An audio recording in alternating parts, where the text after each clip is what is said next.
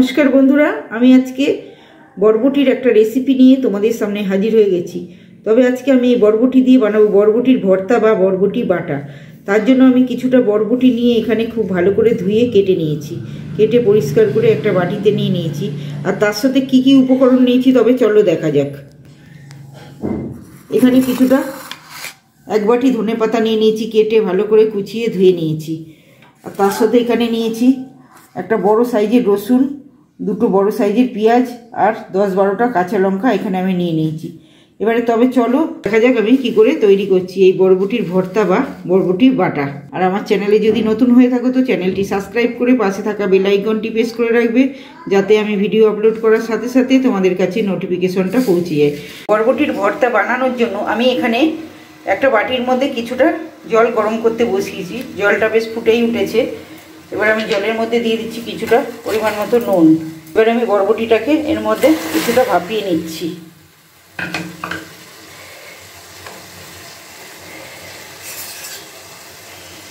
এটা 5 মিনিট মতো এটাকে আমি ভাপিয়ে নেব। এখানে ভাপাতে দিয়ে আমি ওখানে রসুন, কাঁচা লঙ্কা আর পেঁয়াজটাকে মিক্সিতে পেস্ট করে নিচ্ছি। আর ধনেপাতাটাকেও আমি আলাদা করে পেস্ট করে নিচ্ছি। তোমরা কিন্তু ফার্স্ট থেকে লাস্ট পর্যন্ত দেখতে থাকবে আমি কি করে এই বরবটির ভর্তা তৈরি করি।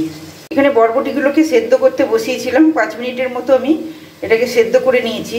আর বরবটির গায়ের কালারটা কিন্তু পুরোপুরি চেঞ্জ হয়ে গেছে, দেখেই বুঝতে পারছো। এবার আমি ছাঁচা দিয়ে ছেঁকে তুলে নিচ্ছি। জলটাকে ভালো করে ঝরিয়ে নিচ্ছি। ঝরিয়ে একটা বাটির মধ্যে আমি এখানে তুলে নিচ্ছি।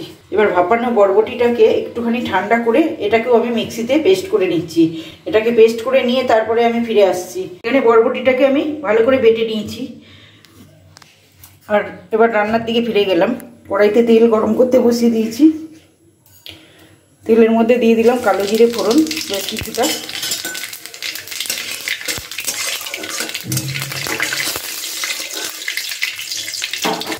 এবার রসুন, পেঁয়াজ, কাঁচা লঙ্কার পেস্ট এটা দিয়ে দিলাম। দিয়ে খুব ভালো করে কিন্তু এটাকে ভাজা ভাজা করে নিতে হবে।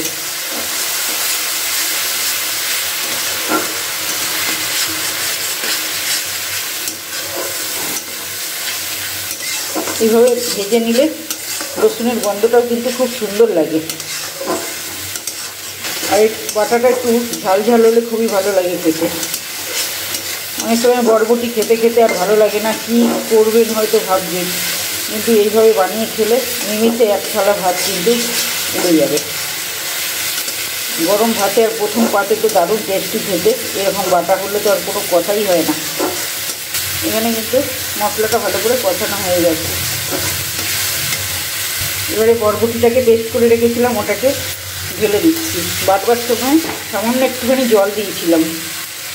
জলটা না দিলে মিক্সির বাটিতে আটকে যাচ্ছিলো, ওই জলটা দিয়ে দিয়েছি। এবারে দিয়ে দিচ্ছি বেটে রাখা ধনেপাতা আর স্বাদ মতো একটু নুন। নুনটা কিন্তু বুঝে দিতে হবে, সেদ্ধ করবার সময় নুনটা দেওয়া হয়েছিল, তাই একদম স্বাদ মতো নুন বুঝিয়ে দিতে হবে।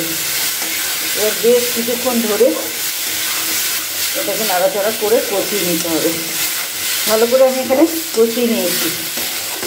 বেশ জলটাও কিন্তু অনেকটা শুকিয়ে গেছে। আর একটু 2 থেকে 3 মিনিট নাড়াচাড়া করে এটাকে নামিয়ে নিতে হবে। তবে আমার রেসিপিটা কমপ্লিট হয়ে যাবে।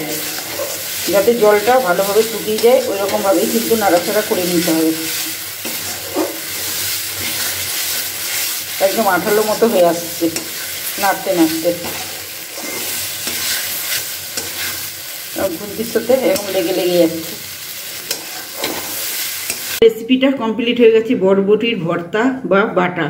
আর এরকম যদি একটা ভর্তা হয় না, একদম গরম ভাতে যা লাগবে না, মাছ মাংস ফেলে এটা দিয়েই এক থালা ভাত কিন্তু উড়ে যাবে। তাই অবশ্যই তোমরা এইভাবে বানিয়ে খেয়ে দেখো। আর আমার ভিডিওটা যদি ভালো লেগে থাকে তো লাইক, কমেন্ট, শেয়ার আর সাবস্ক্রাইব করে দিও। দেখা হচ্ছে আবার অন্য কোনো ভিডিওতে। ততক্ষণ তোমরা ভালো থেকো, সুস্থ থেকো।